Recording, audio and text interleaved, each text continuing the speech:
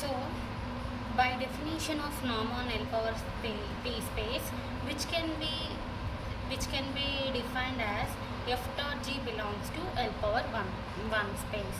Therefore, which proves the first condition. Now, for this we are applying norm on both sides. That is here. Now, for which f dot g we are applying norm on both sides. In first condition, we prove that f dot g belongs to L power p space. So, we are applying with respect to 1, since f dot g belongs to L power 1 space. So, which is equals to, by definition of norm on L power p space, which can be defined as integral f over e norm mod f dot g whole power 1 by 1, which is less than or equals to alpha into norm f with respect to 1. Since by definition here norm g with respect to infinity, which is equals to alpha. So from equation star and from equation A, that is from A, we proved that norm mod g with respect to infinity is equals to alpha. So which is less than or equals to alpha into norm f1. Since from A we have p is equals to 1 and q is equals to infinity. So alpha, that means which can be written as norm g with respect to infinity, and which is equals to norm f with respect to 1.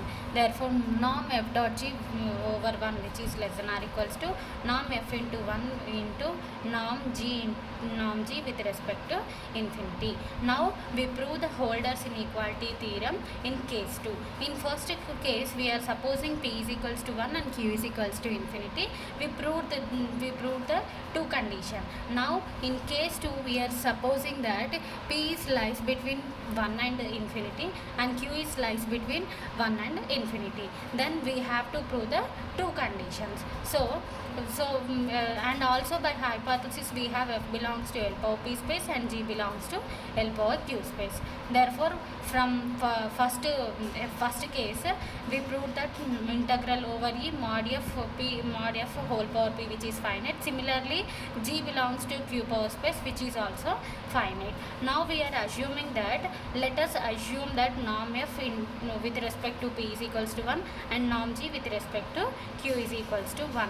In case 2, he given alpha and beta not both zeros. Also he given this condition. So in which condition we are taking norm f equals to norm f right side, in right side part, second equation 2, norm f equals to 1, norm g is equals to 1 we are consider. Next we have to prove that norm f dot g over 1, which is less than or equals to norm f with respect to p, norm g with respect to q. To prove this condition, we are assuming that in right part, in second case of right part, we are assuming that norm f with respect to p is equals to 1 and norm g with respect to q is equals to 1. So since by the definition of norm on L power p space, which can be defined as integral over e mod f whole power p whole power 1 by p, which is equal to 1, since norm f p is equals to 1. And similarly, by the definition of norm on L power p space, norm g with respect to q, which is defined as integral over e mod g whole power q whole power 1 by q, which is equal to 1. So which is equals to 1. Now power p whole power 1 by p by p means which is equals to 1. Power lo 1 unnattu. Now for this integral mod f over e, we are raising power p on power p, and for integral mod g over e, we are raising the power q. Then the above equation becomes integral over e mod f whole power p is equals to 1 and norm g with respect to integral mod g whole power q is equals to 1. Let it be equation 1. So by condition he given that alpha and beta are not both zeros in the second part. So take alpha is equals to a mod f of t whole power p and beta is equals to mod g of t whole power p. Now since by note point we have if alpha comma beta are two non-negative real numbers. So by hypothesis in case 2 he given alpha and beta are not both zeros. That means they are greater than 0. So not negative. So we are applying this note point. Then we have alpha power lambda into beta power lambda minus 1, which is less than or equals to lambda alpha plus 1 minus lambda into beta. So we are applying this node point for this point, because in hypothesis he given alpha and beta are not both zeros. That means alpha and beta are non-negative. So we are using this node point. Therefore we have then alpha power lambda into beta power 1 minus lambda, which is less than or equals to lambda alpha plus 1 minus alpha into beta. So since we have alpha is in place of alpha beta, we are substituting these values, and lambda is equals to 1 by p. So alpha power lambda, which becomes f of mod f of t whole power p, lambda is equals to 1 by p. So power 1 by p into, similarly we are substituting beta value and lambda and alpha values in this equation. Then this we get equation. Now which can be written as p divides p, that means 1. So which can be defined as mod f of t into q by q, that means mod f g of t, which is less than or equals to 1 by p into power p ఉంది కదా, ఇట్లానే రాసుకున్నాడు, plus 1 by q into ఈ part ఇట్లానే రాసుకున్నాడు. Next in which here f and g are the functions over t, so which can be written as mod f dot g, which is less than or equals to 1 by p into so on. For this we are applying integral on both sides over the measurable set e. Therefore which can be written as integral over e mod f dot g, which is less than or equals to 1 by p into integral mod f power p plus 1 by q into integral mod g power q for all t belongs to 0, 1. Now we are applying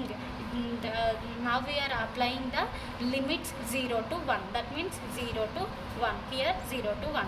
Then we got 1 minus 0, that means 1 by p into this becomes 1. So ఇప్పుడు మనము mod f of p is equals to 0 ఒకటి 1 ఒకటి substitute చేసినాం. Lower limit is 0 and upper limit is 1. Then which becomes ఏమైపోతుంది, 1 అయిపోతుంది. Constant function అంటే బయటికి తీసేస్తే నీకు 1 ఉంటుంది కాబట్టి measure is always non negative కాబట్టి 1 by p into 1 వస్తుంది ప్లస్ 1 by q into 1 వస్తుంది. Therefore which can be written as, చూడండి, mod integral f dot g, which is less than or equals to 1 by p into 1 plus 1 by q into 1 for all t belongs to 0, 1. And which can be written as 1 by p plus 1 by q. By hypothesis he given 1 by p plus 1 by q is equals to 1. So right side part we are substituting less than or equals to 1. Less than or equals to 1 means which the value is lies between less than infinity. So integral over e mod f dot g is finite. Therefore by equation 1, in first case whenever it is said to be finite, it is by definition of norm-on, that means which can be defined on power 1 whole power 1 by 1. So by definition of norm-on L power p space, we say that f dot g belongs to L power 1 space. And also we have to define norm on both sides. Then we get, for this equation we define norm on both sides. Then norm f dot g with respect to 1, which is less than or equals to 1. So since by second case we are assuming that norm f with respect to p is equals to 1, norm g with respect to q is equals to 1. So right side part 1 into 1. In place of 1 we are substituting the norm f with respect to p. In place of 1 we are substituting norm g into q. Therefore we proved that norm f dot g with respect to 1, which is less than or equals to norm f with respect to p and norm g with respect to q. Hence we proved in this case. Now in second case we are assuming that norm, if in first case we are assuming that both norm f and norm p are equals to 1. In second case we are assuming that if one of the norm f or norm g, one of the f and one of the function is 0. Suppose norm f with respect to p is equals to 0 we are considering. So then by the definition of norm on L power p space, which can be defined as norm f with respect to p, which can be written as integral over e mod f power p whole power 1 by p, which is equals to 0. So by above theorem we already proved that norm f p, which is norm f with respect to p is equals to 0 if and only if f equals to 0 almost everywhere on e. So we are here we are considering norm f with respect to p is equals to 0. So by above theorem we says that f equals to 0 almost everywhere on e. Now for this we are multiplying applying the non-negative real valued function f real valued function g, so that f dot g is equals to 0. Since f equals to 0 almost everywhere on, for this we are multiplying the function g, so that we get f dot g is equals to 0 almost everywhere on E. Now for this condition we are applying mod, therefore mod f dot g is equals to 0. Now for this condition we are applying integral, therefore integral mod f dot g is equals to 0, which is finite. 0 means which is finite, which belongs to, which can be defined as power 1 whole power 1 by 1. So by definition of norm on L power p space, which is said to be f dot g belongs to L power 1 space. So we get from this equation we say that norm f dot g with respect to 1 is equals to 0, since which is equals to 0, so that let it be equation 1. Now by now we are considering the right side part, this condition. So in right side part we are assuming that norm f into p, which is equals to 0, 0 into norm g into q, which is equals to 0. Therefore we get which is equals to 0, which is equals to 0. Therefore we equal the equation 1 and 2. Therefore we get norm f dot g with respect to 1 equals to norm f with respect to p into norm g with respect to q. Therefore we prove the second condition in this case. Now in third case we are assuming that both the functions f and g not equals to 0. Then that means norm f with respect to p which exists some value, and norm g with respect to q which is also exists some value. So for that we are considering norm f with respect to p is equals to a and norm g with respect to q is equals to b. So here the norm f with respect to p not equals to 0 means which is greater than 0. Similarly b is greater than 0.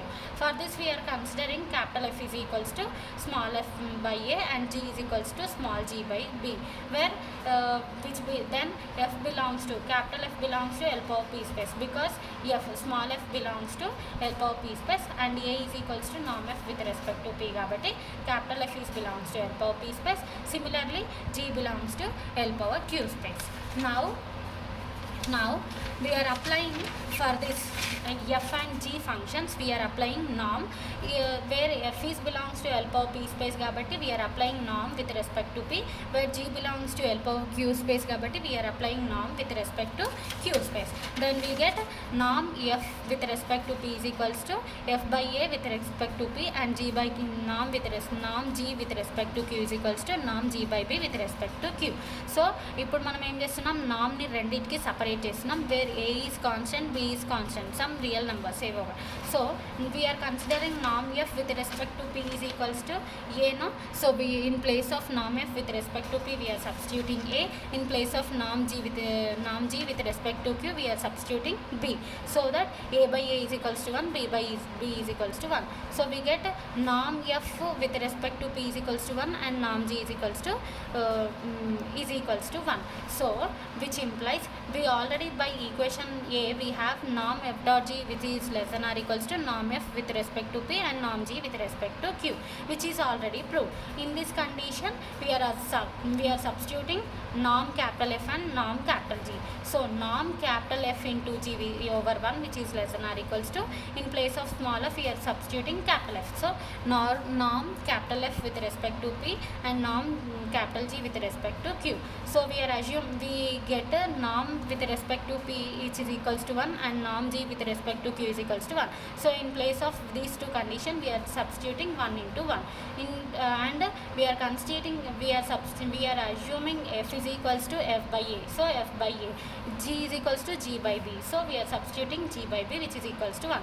So in denominator value ni multiply cheste emaitadi, norm f dot g which is less than or equals to a into b which are greater than 0. Since we are assuming in third case both a is equals to norm f with respect to p and norm b is equals to norm g with respect to q, they are not equals to 0 means they are greater than 0. So a into b is also greater than 0, so which is finite. So norm f dot g with respect to 1 can be written as integral over e mod f dot g whole power 1 by 1, since by the definition of by definition of norm on L power p space. Okay, norm of L power p space, L power p space.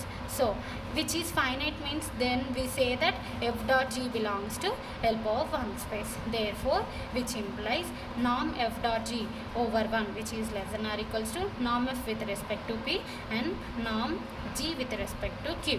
Hence we prove the Holder's inequality in 3 cases: whenever both f and g is equals to 1, in second case when both